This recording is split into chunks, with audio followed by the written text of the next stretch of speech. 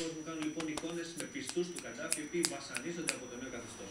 Στην Ιταλία τώρα η κατασκευή μιας νέας σιδηροδρομικής γραμμής στο Τωρίνο προκάλεσε σύγκρουση.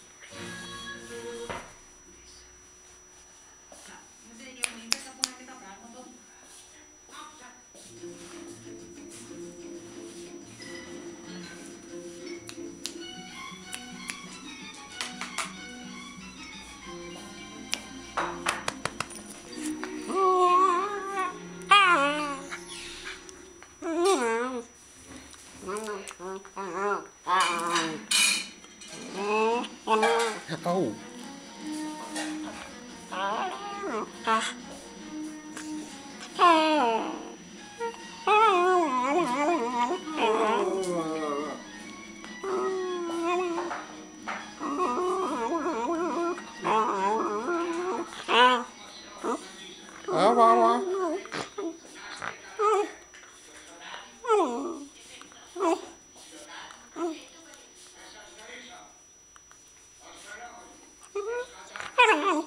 Oh.